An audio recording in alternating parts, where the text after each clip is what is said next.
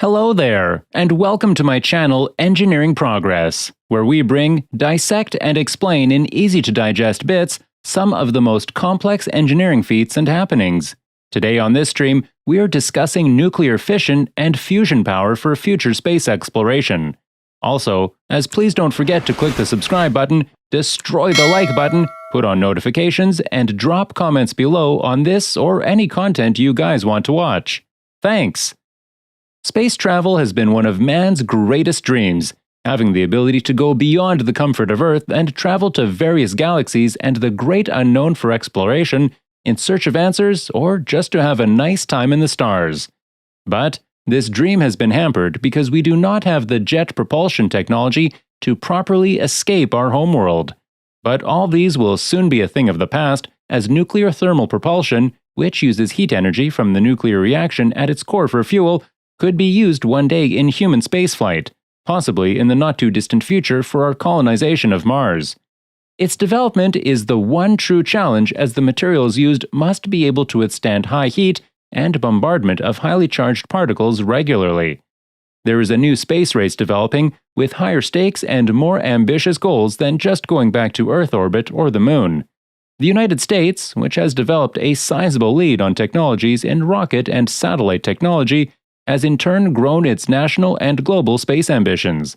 Now that it is practicable to get to low Earth orbit affordably and reliably, astronauts and private companies are now looking to take it further, including establishing permanent colonies on the Moon and Mars, mining asteroids for their immense natural deposits, and sending astronauts to search for life on the moons of the outer planets. And America is not the only one in this race.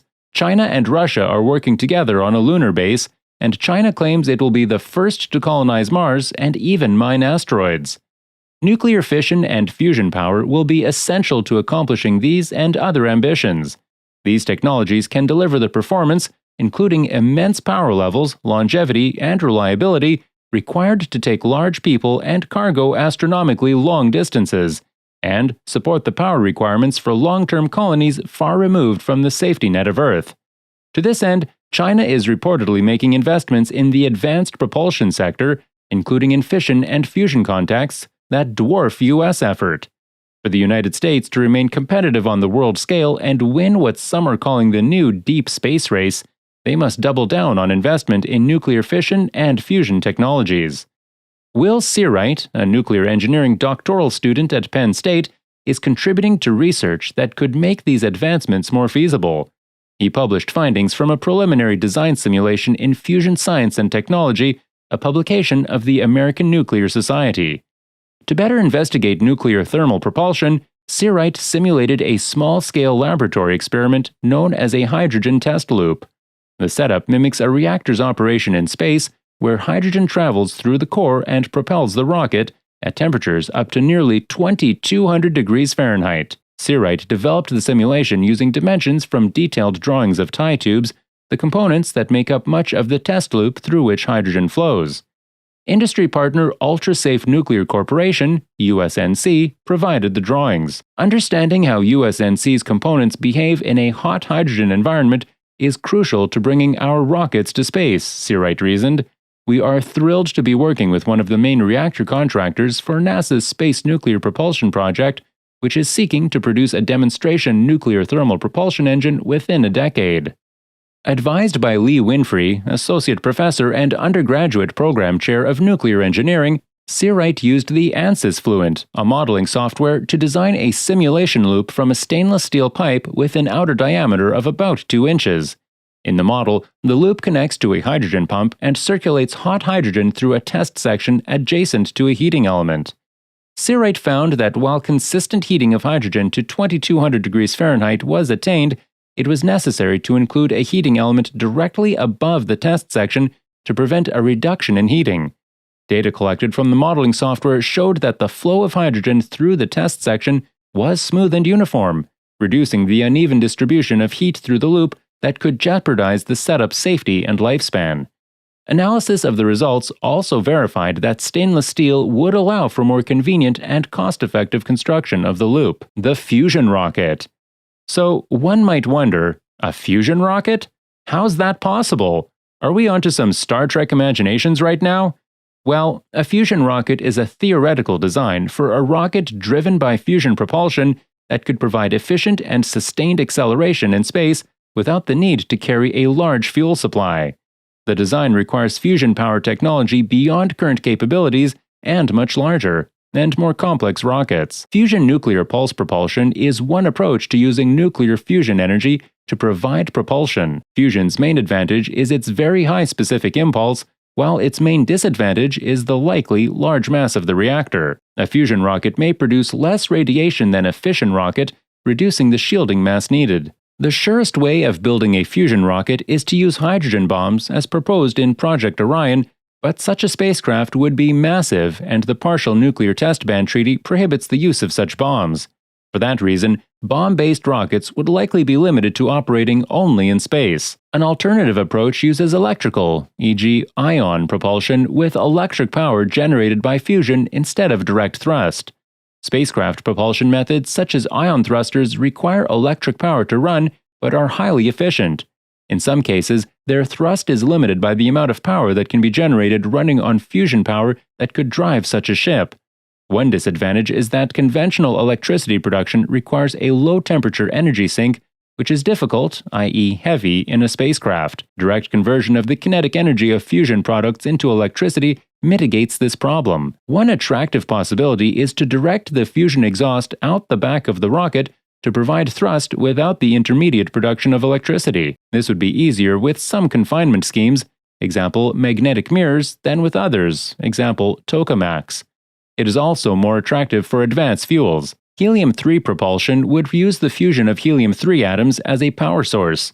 Helium-3, an isotope of helium with 2 protons and 1 neutron, could be fused with deuterium in a reactor. The resulting energy release could expel propellant out the back of the spacecraft. Helium-3 is proposed as a power source for spacecraft mainly because of its lunar abundance.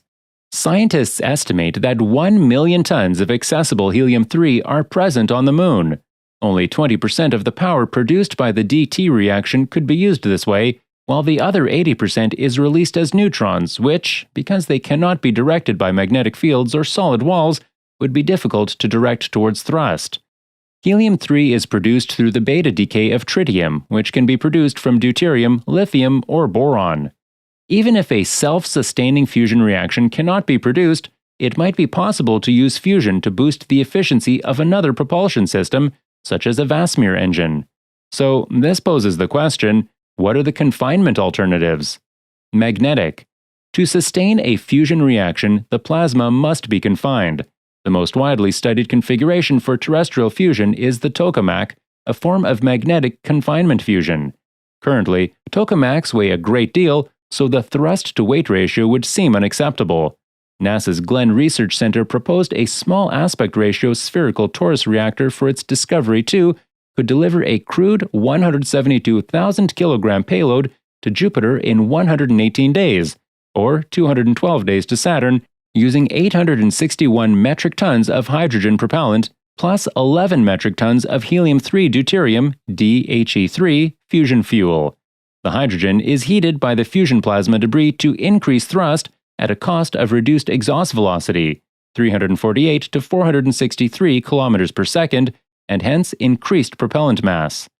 Inertial.